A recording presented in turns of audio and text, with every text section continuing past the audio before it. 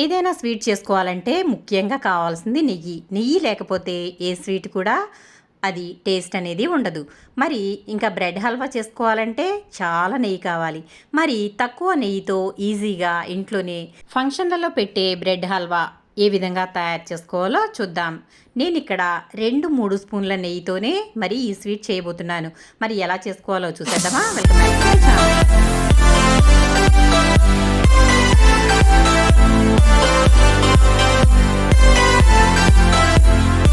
ముందుగా నేను ఇక్కడ బ్రెడ్ స్లైస్లు అయితే తీసుకున్నాను. మనం స్వీట్ చేసుకునేటప్పుడు బ్రౌన్ బ్రెడ్ అయితే వాడకూడదు. బ్రౌన్ బ్రెడ్ వాడినట్టయితే స్వీట్ అయితే అంత టేస్ట్ ఉండదు. కాబట్టి మీకు ఒరిజినల్ టేస్ట్ కావాలంటే ఈ విధంగా వైట్ బ్రెడ్డే తీసుకోవాలి. ఒకవేళ మీరు అది వాడకపోతే అప్పుడు బ్రౌన్ బ్రెడ్ అయినా వాడుకోండి. నేనైతే ఒక చిన్న ప్యాకెట్ అయితే బ్రెడ్ తీసుకున్నాను. బ్రెడ్ని ఈ విధంగా సైడ్లో అయితే మొత్తం తీసేసుకోవాలి.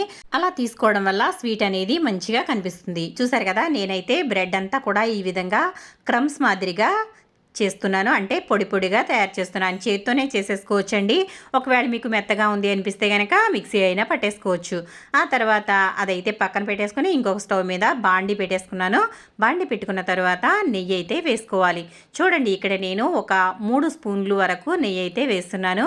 మరి ఎక్కువగా ఏమీ వేసుకోవట్లేదు. మనకి ఈ మాత్రం నెయ్యి కూడా లేకపోతే మనకి స్వీట్ అనేది బాగోదు కనుక నేనైతే 3 స్పూన్ల వరకు అయితే వేసాను. ఆ తర్వాత మనం తయారు చేసుకున్న బ్రెడ్ పౌడర్ ఉంది కదా, అదంతా కూడా ఇందులో వేసేసుకోవాలి. ఇలా వేసుకుని చక్కగా ఇది మంచిగా వేయించుకోవాలి. ఎర్రగా రావాలండి. మనకి స్వీట్ చాలా టేస్టీగా ఉండాలంటే బ్రెడ్ అనేది, ఈ బ్రెడ్ పౌడర్ అనేది చక్కగా ఎర్రగా వేగాలి. మంట హై ఫ్లేమ్లో అస్సలు పెట్టకూడదు. లో ఫ్లేమ్లో పెట్టుకుని అయితే వేయించుకోవాలి. మీకు స్వీట్ తినాలనిపించినప్పుడు ఈ విధంగా ఇంట్లో బ్రెడ్ ప్యాకెట్ ఉంటే చాలండి, చక్కగా స్వీట్ అయితే తయారు చేసేసుకోవచ్చు. చాలా ఈజీగా ఉంటుంది, అలాగే చాలా టేస్టీగా ఉంటుంది. ఇది చేసుకోవడం కూడా చాలా తేలిక కదా. మరి ఇదిగోండి, ఇక్కడ నేను చూపిస్తున్న విధంగా అయితే బ్రెడ్ అయితే చక్కగా వేయించుకోవాలి. చూసారు కదా ఎంత మంచి కలర్ కనిపిస్తుందో. ఆ తర్వాత నేనైతే ఇక్కడ పంచదార అండి, ఒక బ్రెడ్ ప్యాకెట్ తీసుకున్నాను కదా, ఆ బ్రెడ్ ప్యాకెట్లోకి నేనైతే ఇక్కడ ఒక 200 గ్రాముల వరకు షుగర్ అయితే కొంచెం వాటర్లో కరిగించి వేస్తున్నాను. దీనికి పాకం ఏమీ అవసరం లేదు.